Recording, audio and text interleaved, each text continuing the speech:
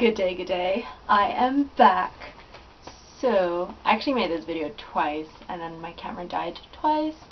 So I'm basically repeating the same exact words. So my roommates probably think I'm weird, but they already do, so that's fine.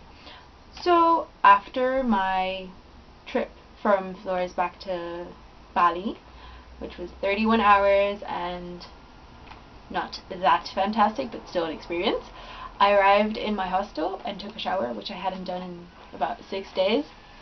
So I was very happy to find a shower. And I was actually planning on doing a lot of things in Bali because I still had 3 days, and I was like, oh, I'm going to rent a scooter, I'm going to go here and here and here. But I was so tired that I actually just stayed in Ubud. Oh yes, I have little papers. So, well, this is Lombok, where I was before, and that was Gili T and Gili Air.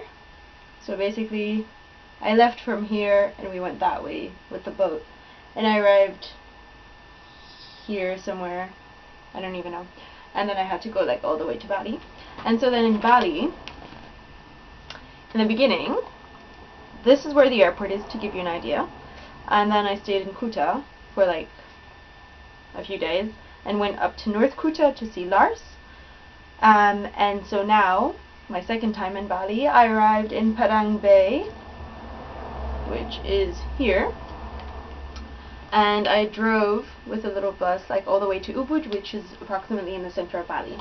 And I was supposed to go like to this special coffee place because everyone recommended it to me, but I was too tired, so I didn't go. I did, however, go to a local special coffee place, and it was very nice because he was like, he put a timer on and like put 3 drops, and I was like, why are you doing this? And he's like, it's so that the aroma breaks out. And I was like, oh, that's actually pretty interesting.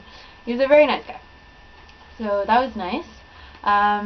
In Ubud I met a yoga-ish guy with who I spent a lot of time with, and I met up with Misha, a friend from Holland. She used to be in my class in Amsterdam, and it was very nice to see her again.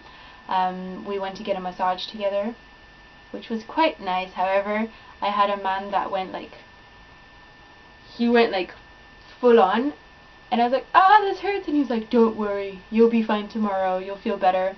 I didn't, because it felt as if my back was bruised, but oh well. I'm trying to speak faster because I've had a complaint that my videos were too long. As a small tip though, on the right side there's this little button that you can press, and then the video speeds up, so then you waste less time and you'll see me talk faster. Anyway, that's that. And at night, Misha and Jack, the yoga-ish guy, we went to the movies with one of Jack's friends, and it was very nice. It was like set in this huge room with like normal sofas, and it had a very cozy atmosphere, and during the movie you could also like order food, and it was actually very good food, so we did that. However, we watched a movie called The Drop, and it's just an absurd movie. I don't know what that was. It was just weird. We got out of there and we were like, what the hell just happened?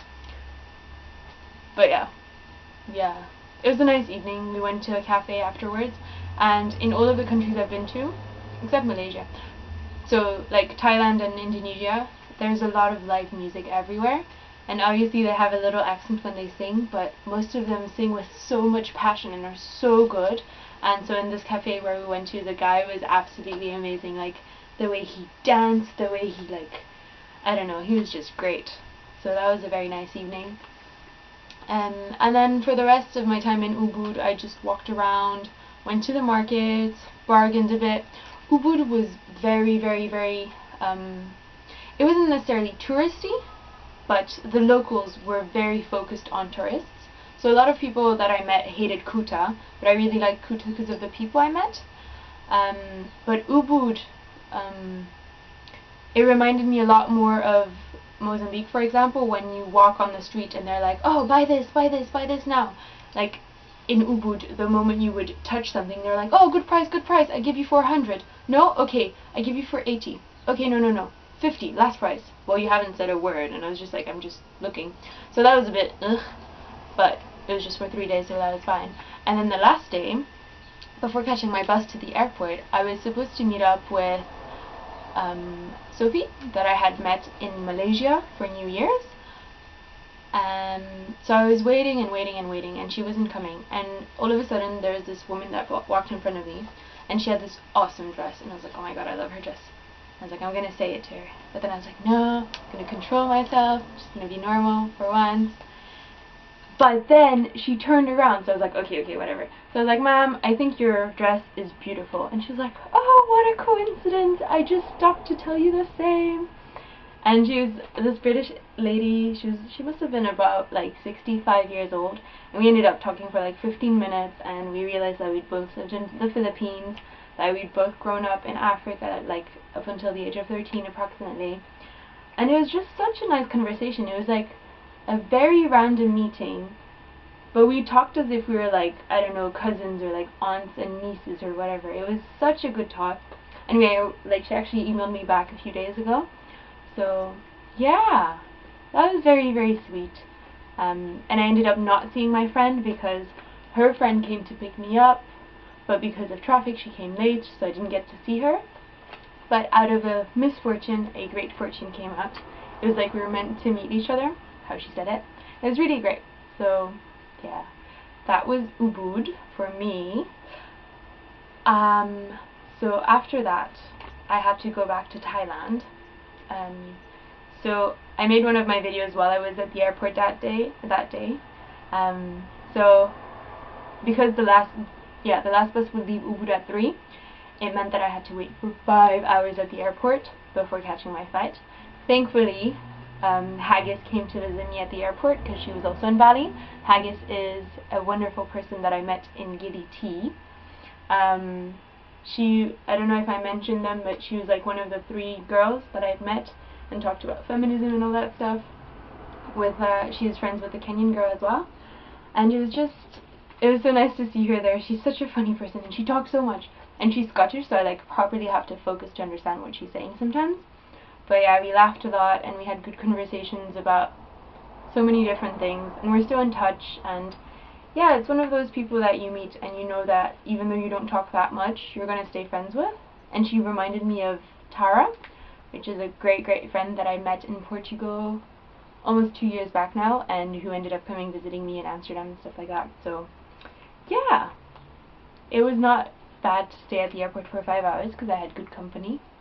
And then while I was waiting for her, actually, I was on my phone or whatever, and then someone was like, Lisa, and I was like, whoa, what the hell are you doing here? And it was one of the Chilean boys that I was with on the boat for 4 days. So that was a huge coincidence. I was like, oh, that's so cool. I didn't know you were going to be here. So yeah, we were like, oh, we'll see each other after the check-in, and like we'll go eat something. But we ended up not finding each other, but still, small little world that we saw each other at the airport so randomly. So yeah, that was a good day. Good day.